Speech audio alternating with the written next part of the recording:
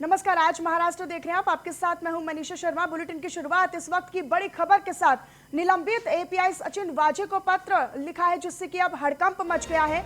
वाजे ने पूर्व गृह मंत्री देशमुख पर गंभीर आरोप इस पत्र में लगाए हैं। बहाली के लिए अनिल देशमुख ने 2 करोड़ रुपए मांगे थे, ऐसा कहा गया है इस पत्र में। वाजे ने कैबिनेट मंत्री अनिल परब पर भी गंभीर आरोप लगाए हैं। अनिल परब ने वाजे से वसूली के लिए कहा था, बीएमसी के ब्लैक लिस्ट ठेकेदार से वसूली के लिए कहा था। सचिन वाजे का एनआईए को लिखा पत्र अब वायरल हो रहा है। एनआईए ने अभी तक पत्र पर कोई भी प्रतिक्रिया या फिर कोई भी अपनी कमेंट नहीं किया है। सचिन वाजे के पत्र पर 3 अप्रैल 2021 की तारीख लिखी हुई है।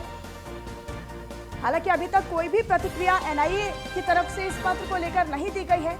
और इस पत्र पर जो सचिन वाजे का ये जो पत्र जो वायरल हो रहा है, इस पर जो तारीख है वो 3 अप्रैल की लिखी हुई है।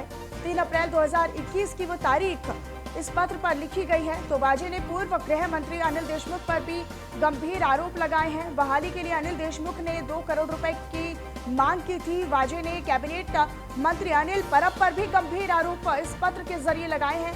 अब ये जो पत्र वो वायरल हो रहा है और इस पत्र में ये गंभीर आरोप इन तमाम लोगों पर लगाए गए हैं। बीएमसी के ब्लैक लिस्ट ठेकेदार से वसूली के लिए कहा था। सचिन वाजे का एनआईए को लिखा पत्र अब वायरल हो रहा है।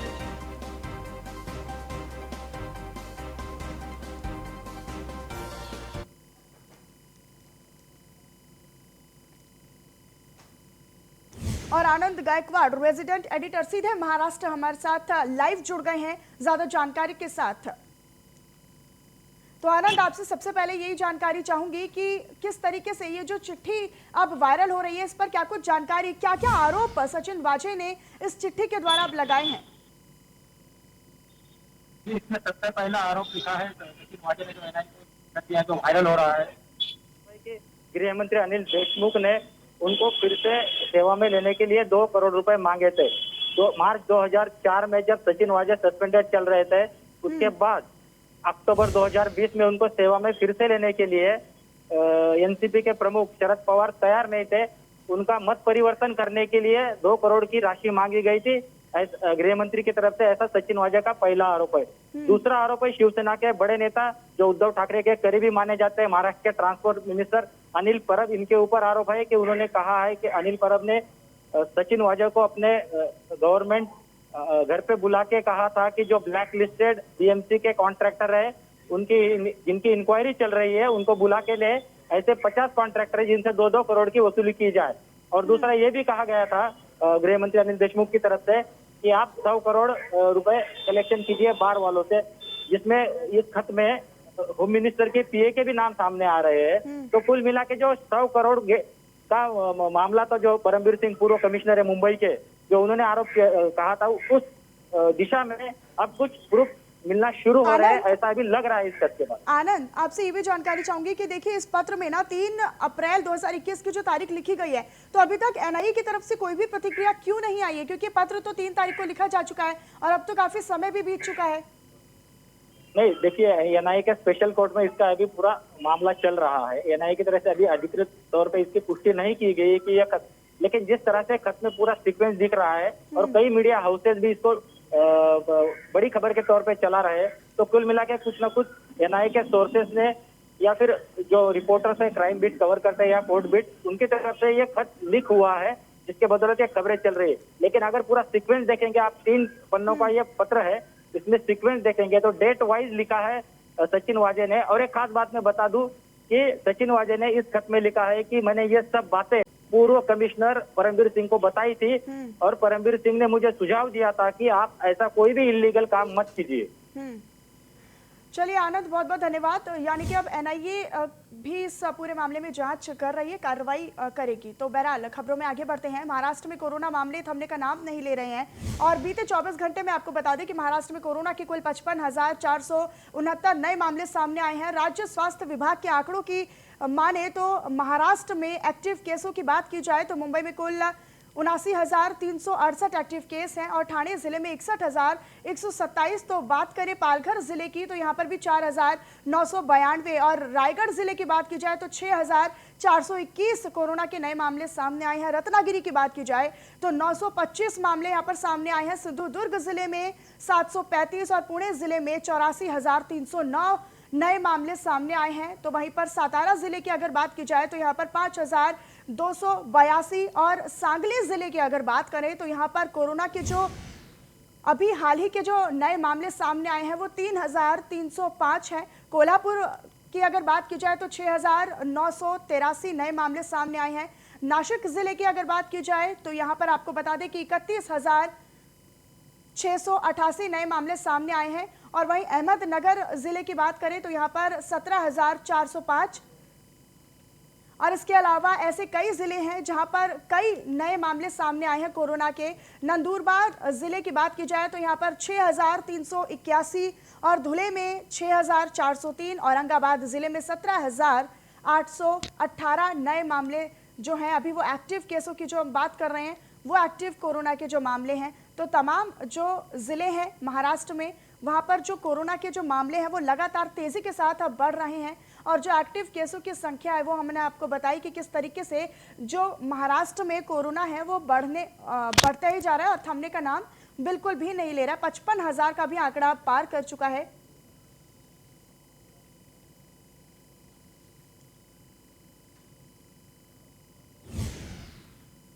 और वहीं मुंबई में वैक्सीन की होने वाली है भयंकर कमी। मेयर किशोरी पेडनेकर ने खुद ये जानकारी दी है। महाराष्ट्र में वैक्सीनेशन प्रोग्राम काफी तेजी के साथ आगे बढ़ाया जा रहा है और आपको बता दें कि हर रोज 4 लाख लोगों को ये वैक्सीन दी भी जा रही है।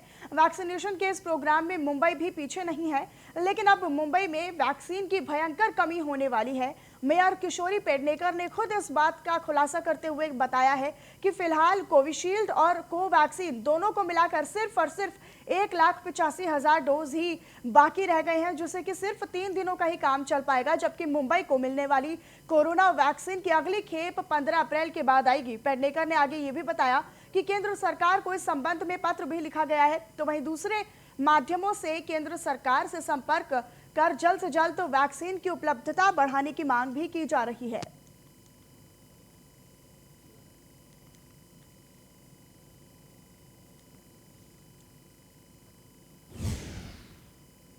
रायगढ़ जिले में कोरोना का कहर जारी है। शहरी और ग्रामीण इलाकों से बड़ी संख्या में मरीज सामने आ रहे हैं कोरोना के।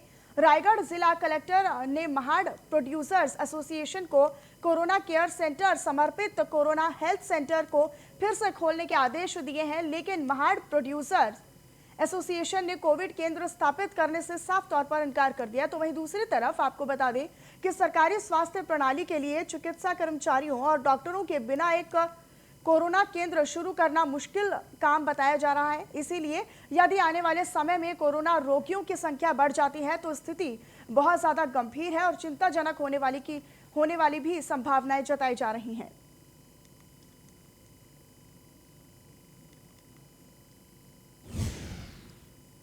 और महाराष्ट्र में बढ़ते कोरोना मामलों को लेकर स्वास्थ्य मंत्री राजेश टोपे ने राज्य में कोरोना का नया स्ट्रेन आने की आशंका भी जता दी है।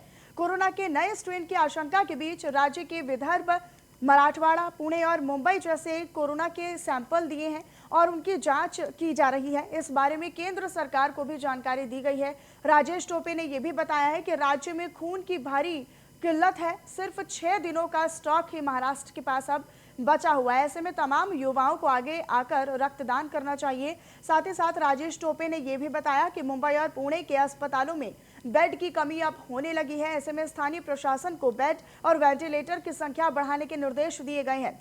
टोपे ने कहा कि ये मुसीबत की घड़ी है, इस समय किसी को भी राजनीति नहीं करनी चाहिए, बल्कि सरकार का सहयोग ही करना चाहिए। जाते हैं और जो जिसके लिए जो बेड चाहिए वो बेड महानगर पालिका अलॉट करती है, यानी किसी व्यक्ति के मन के या उसके इच्छा के उसके चॉइस पे डिपेंड नहीं रहता है। और इसीलिए मैं चाहता हूँ कि ये जो एडमिशन प्रोसीजर्स है, हॉस्पिटल एडमिशन प्रोसीजर्स, इस पे बहुत ज़्यादा ध्यान देना ज़रूरी है। तो बेड्स की बहुत ज़्यादा मुंबई में कोरोना के चलते महानगर पालिका ने नई गाइडलाइंस अब जारी कर दी है। नियम तोड़ने वाली इमारतों पर 10,000 रुपए का जुर्माना लगेगा। तो मुंबई में महानगर पालिका ने कोरोना के बढ़ते खतरे को देखते हुए नई गाइडलाइंस अब जारी की हैं।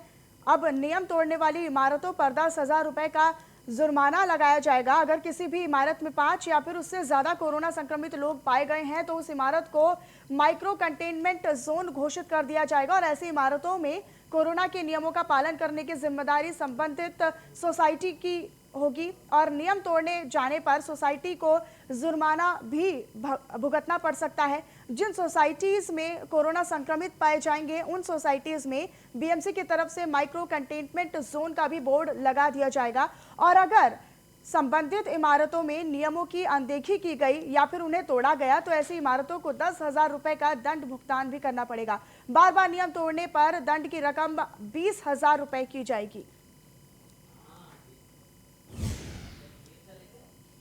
और मुंबई में विदेश से आ रहे यात्रियों के लिए नई एसओपी जारी कर दी गई है। महानगर पालिका आयुक्त ने स्टैंडर्ड ऑपरेटिंग प्रोसीजर में सुधार किया है। मुंबई में कोरोना के बढ़ते संकट को देखते हुए मुंबई एयरपोर्ट में आने वाले यात्रियों के लिए नए नियम और स्टैंडर्ड ऑपरेटिंग प्रोसीजर में सुधार किया गया है।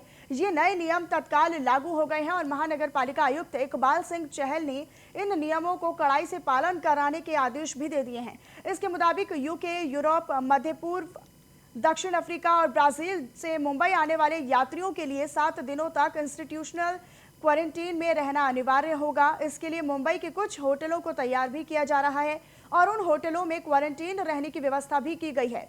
पिछली बार जब इन प्रोसीजर्स को लागू किया गया था तब इस क्वारंटीन व्यवस्था से बचने के लिए कुछ अवैध तरीके का इस्तेमाल भी किया गया था। उन्हें ध्यान में रखते हुए अब महानगर पालिका ने उन नियमों में थोड़ा सा सुधार लाकर एसओपी जारी की है, जिसमें बताया गया है कि एयरपोर्ट पर उतरते ही यात्रियों की जांच पड़ताल करके उन्हें क्वारंटीन की जगह तक पहुंचाना और क्वारंटीन रहने तक की पूरी व्यवस्था की गई है।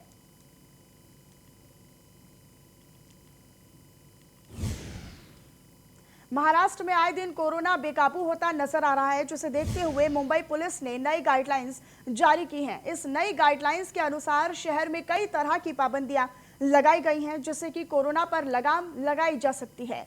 अगर कोई भी व्यक्ति नियमों का उल्लंघन करता पाया गया तो उसके खिलाफ कड़ी से कड़ी कार्रवाई की जाएगी।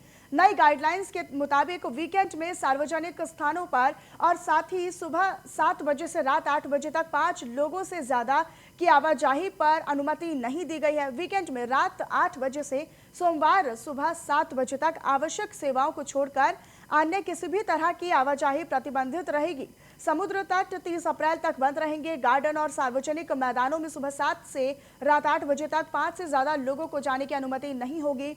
आवश्यक सेवाओं को छोड़कर दुकानें, बाजार व मॉल पूरी तरीके से बंद होंगे। आवश्यक सेवाएं हमेशा चालू ही रहेंगी।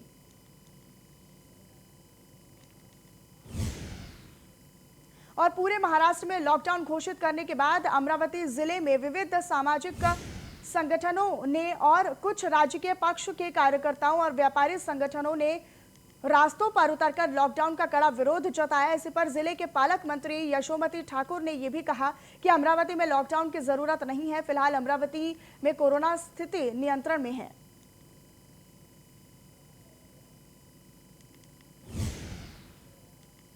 में आप यदि कंपैरेटिवली देखें तो अमरावती की जो लोगों का प्रमाण है वो अभी बहुत घट चुका है।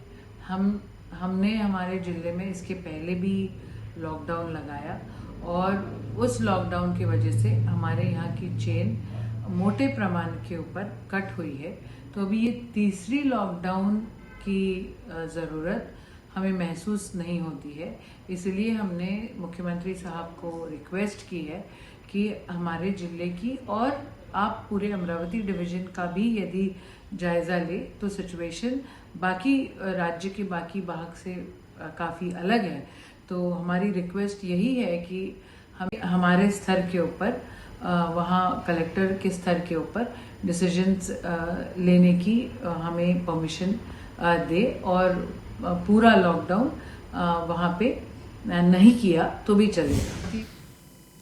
और वहीं पिपरी चिचवड़ में कोरोना के रोगियों की संख्या जो लगातार बढ़ रही है वो खतरनाक है, जिसे देखते हुए विधायक लक्ष्मण जगताप ने कमिश्नर राजेश पाटिल को पिपरी चिचवड़ के सभी निजी अस्पतालों के आईसीयू विभाग को अपने नियंत्रण में लेने के आदेश दे दिए हैं। नगर निगम प्रशासन और कोविड केयर सेंटर का प्रबंधन कम होता जा रहा है। तो वहीं दूसरी तरफ आपको बता दें कि शहर के निजी अस्पतालों ने ऑक्सीजन बेड उपलब्ध कराने के लिए जरूरतमंद मरीजों से लाखों रुपए लिए हैं।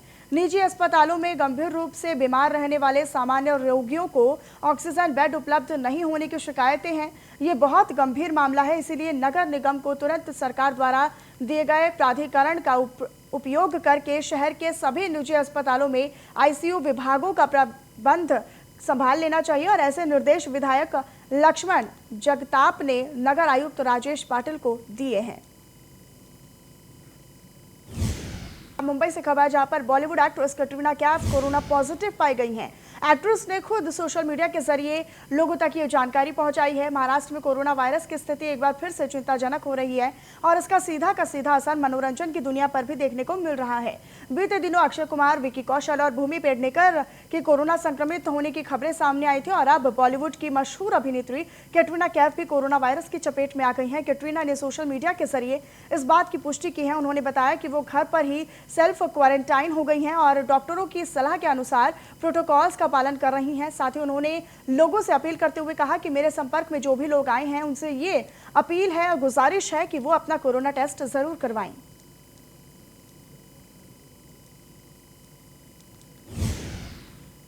बीते मंगलवार मुंबई से सटे भाभा अस्पताल में स्थानीय नगर सेवक सईदा खान ने अस्पताल की सुविधा में कमी को लेकर आंदोलन किया था, जिसके चलते बीएमसी मेयर किशोरी पेडनेकर ने खुद भाभा अस्पताल का जायजा लिया और वहां की सुविधा में जो भी कमी है उन्हें जल्द से जल्द पूरा करने का आश्वासन भी दिया है।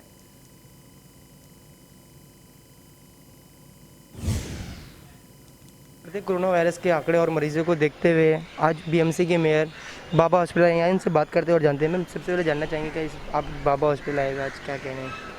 नहीं, अभी तो हमारा सब हॉस्पिटल में जाना होता ही है, लेकिन कुछ कंप्लेंट भी आती है तो सच क्या है, सच रिपोर्ट बोलते हैं ना, वो देखना चाहिए। इसीलिए हमारे एमएस जादव सर है, प्रदीप जादव, हमारे एमएस मैडम है, शर्मा मैडम, उनको मैंने वही पूछा कि क्या इधर है, पानी की कुछ समस्या है क्या? पानी की नहीं है। अभी O2 के बेड बढ़ाए, वेंटिलेटर बेड बढ़ाए, आईसीयू के बेड थोड़े थोड़े बढ़ा दिए, सिम्टोमेटिक पेशेंट एडमिट कर रहे। तो मुझे लगता है ये देखना ज़रूरी है, क्योंकि मुंबई में रुग्ण संख्या बढ़ रही है और आरोग्य जो हमारी यंत्रणा है उसके ऊपर बहुत ही प्रेशर आ रहे हैं। लेकिन प्रेशर आ रहा है, लेकिन ऐसा करके नहीं, तो उसको लेके काम करना है। हम काम कर रहे हैं। मैडम, अगर बात कर लूँ मार्केट की, देखा जा रहा है कि आंकड़े बहुत ही बढ़ते आ रहे हैं। जैसे अगले साल लॉकडाउन लगाया गया था, उसके बाद में मार्केट को डिस्ट्रीब्यूट कर दिया गया था सुमैया गार्डन में, बीकेसी उसमें, तो इस तरीके इस बार भी क्या कुछ देखने मिलेगा? रुग्ण संख्या बढ़ रही है, इसीलिए तो कोरोना की चेन तोड़ने के लिए जो जो उपाय योजना हो रही है वो कर रहे हैं। हम लोग भी साथ अच्छी तरह दे रहे हैं। थोड़ा तकलीफ ही सबको है, तकलीफ तो हो ही रही है, लेकिन मरने से तो अच्छी है ना, इसीलिए सबको बचाना अपना। कोरोना वायरस के बढ़ते मामलों के चलते महाराष्ट्र सरकार ने जरूरी चीजों को छोड़कर सभी कारोबारी यूनिट को बंद रखने के आदेश दे दिए हैं। ठाणे जिले के मुंब्रा परिसर में सरकार के इस फैसले से नाराज कारोबारी तबके के लोगों ने सरकार के खिलाफ विरोध प्रदर्शन किया। हिंगोली जिले में बढ़ते कोरोना संक्रमण को देखते हुए डीएम ने आदेश दे दिए हैं।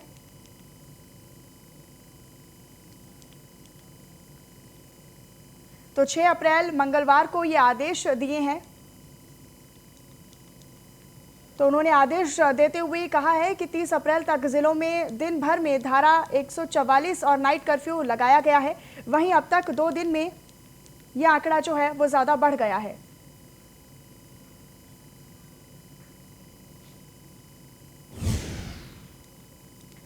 तो महाराष्ट्र सरकार ने कोरोना के बढ़ते मामलों को देखते हुए पूरे महाराष्ट्र में नाइट कर्फ्यू लगाने का ऐलान कर दिया है। इसके अलावा वीकेंड पर लॉकडाउन का फैसला लिया गया है। व्यापारी वर्ग लॉकडाउन के इस फैसले का विरोध कर रहा है और मुंबई में व्यापारियों ने रास्ते पर उतरकर सरकार के इस फैसले का विरोध जताया है।